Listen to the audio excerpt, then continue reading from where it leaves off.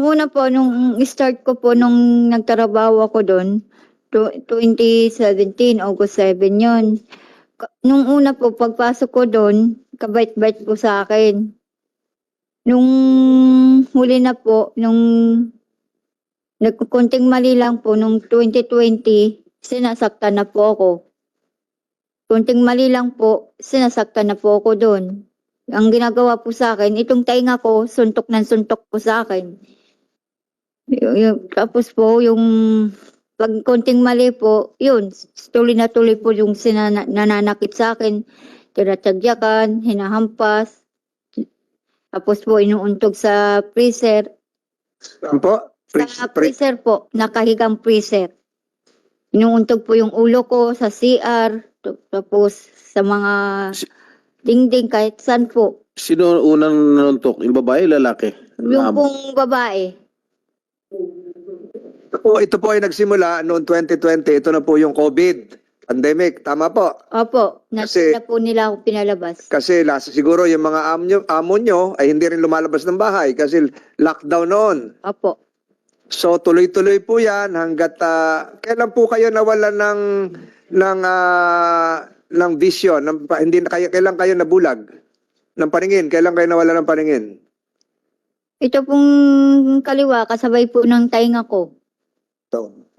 Nung Pebrero po, to 2020 din po. 2020. Yung kanan? Yung pong noong 2021 po. Hindi kayo pinatingnan sa doktor, hindi kayo. Po. Yung mga ngipin po doon sa kanilang kamay din po na Opo. nangyari po 'yan. Opo, sa babae po. Tapos ang nabasa ko sinabit kayo doon sa sabitan ng karne. Opo, totoo po yun. Bakit magkakarne ba ho sila? May freezer? Ano ba hong meron sila? Mayroon- Pahanap buhay nila? Opo, nakakatay po sila ng baboy. Ayun, nagkakatay sila ng baboy kaya may freezer sila na upright freezer siguro, yung malaki. Tapos yung sabitan ng karne, yung gaya sa palengke, yung letter J na bakal, Opo. doon kayo sinabit. Opo, sinasabit po nila po ako doon. Hindi po kayo nagsuplong sa inyong mga kamag-anak, sa pulis? Sinamsam po yung cellphone ko, paano po ako makatawag. Pinasweldo ba ho kayo? Hindi po, buwat nung nag-start po ako doon. Kahit piso? Wala po. Ilang taon kayo nagtrabaho ng walang sweldo?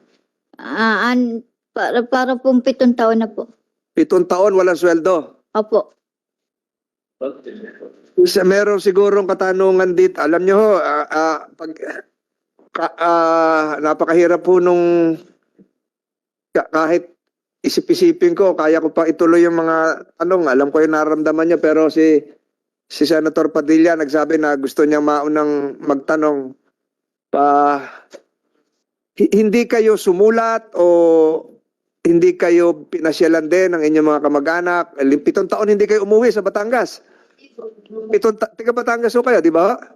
Batangas City. Opo. Pero Hindi- po, pinaligaw ko lang po sila dahil sinabi ko pong taga-consumption ako. Saan po?